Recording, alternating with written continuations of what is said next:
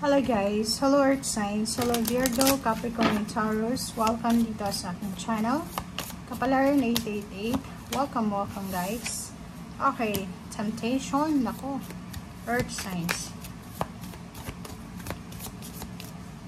Okay, temptation. Bakit ka may temptation today? Okay, comment down below if you resonated. Bakit may temptation?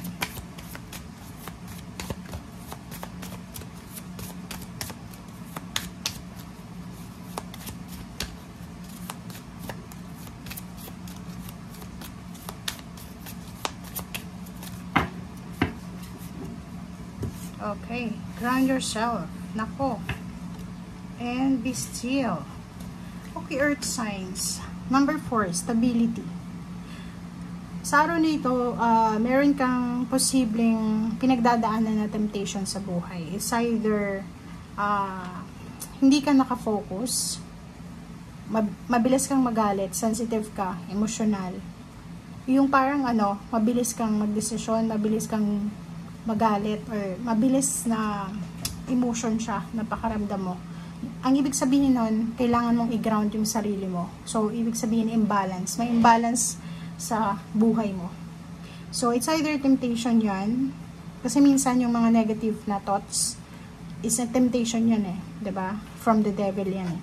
So, sinasabi ng barahan na if, for example, nakaranas ka ng ganyan, yung parang balisa ka, hindi ka mapakali, wala namang dapat ikatakot pero natatakot ka, ina-anxiety ka, nade-depress ka. Sinasabi dito na be still.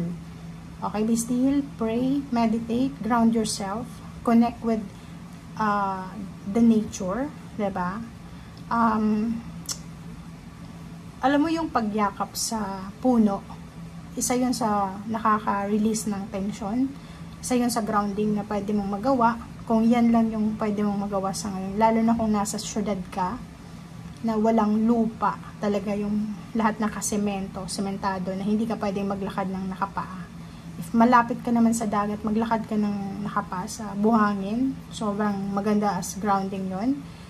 Yun, exposed sa sunlight, parang ganun. Kahit nga sa rain, sa ulan, it's a way of grounding din yan, kasi part of nature yan eh. Pero hindi yung sobrang magpapaulan ka, lalo alam mong may sakit ka, like sensitive ka sa ulan. Okay? Be still, relax. Yan sinasabi. Relax, everything happens for a reason. May pag-asa. So, iwasan mo yung temptation ng sobrang pag-iisip, temptation na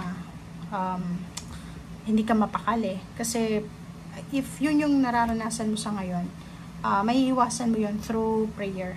Okay, prayer, invoke angels, lalo ni Archangel Michael, Gabriel, Raphael, and mag-pray ka. Yun yung pinaka best na solution during times of temptation, kasi minsan inner battles yan eh, inner. So walang, kahit yung ibang tao masaya sa labas, yung mukha nila nakangiti, pero inner, sa loob nila, sobrang lungkot nila, sobrang stress nila, sobrang depressed. So ang solution dyan is prayers, grounding. If hindi mo na kaya, consult professional. Parang ganun. Or minsan yung iba, may mga ganyang nararamdaman kasi may mga imbalances, like hormonal imbalances, or kung ano man siya na imbalances sa katawan. Okay. So, yung iba sa'yo dyan, na siguro workaholic, pwedeng ang dami-dami ng obligation, duties, responsibilities, marami kayong binubuhay, breadwinner. Siguro sa araw na ito, tatanggap ka ng sweldo, or pwedeng may mag-offer sa'yo ng tulong financial. So, nakikita natin dito na medyo gagaan yung burden mo, lalo na kung namumroblema ka sa salapi. Kasi may parating dito na financial help eh, or pwedeng financial gain, financial shower, parang gano'n. Okay? So, meron din sa inyong mabilis na advice from someone, especially from water sign, Pisces, Scorpion, Cancer, from someone na malapit sa'yo.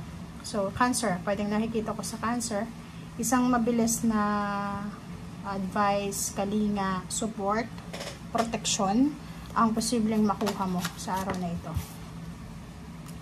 may naghihintay ng tawag mo, or ikaw siguro itong naghihintay ng update galing sa isang tao. Or pwedeng isang tao malapit sa'yo ang posibleng naghihintay ng balita tungkol sa'yo.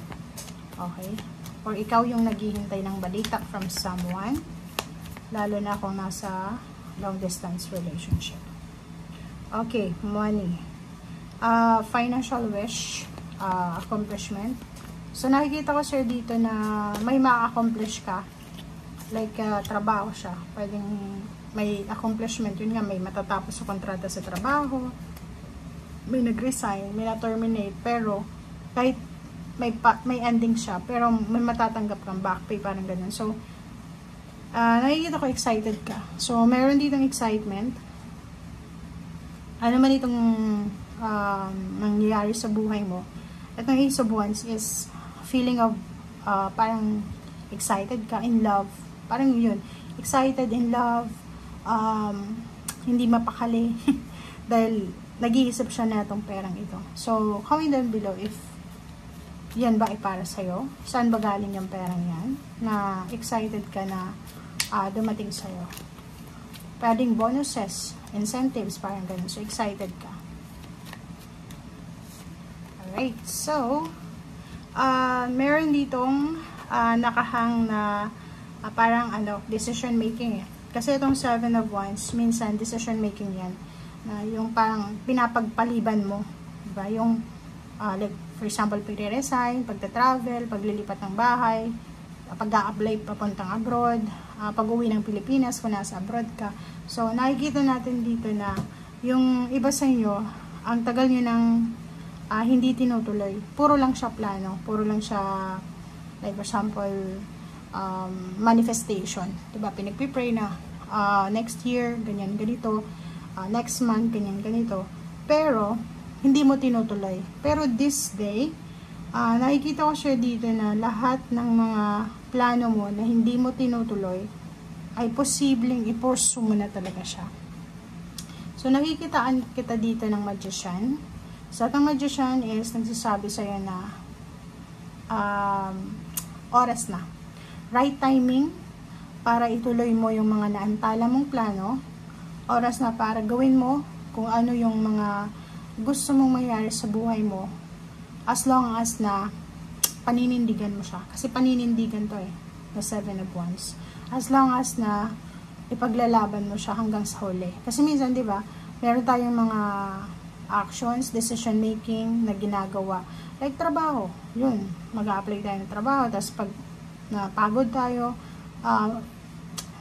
aalis. Parang ganun. So dito, sinasabi ng barahan na lalo na kung travel ito sa abroad or sa malayong lugar, kailangan mo panindigan to kasi pag abroad to, hindi ka makaka-uwi after how many years kasi kontrata siya. So, kailangan buo yung loob. Ito siya. Okay? Thank you guys. Bye!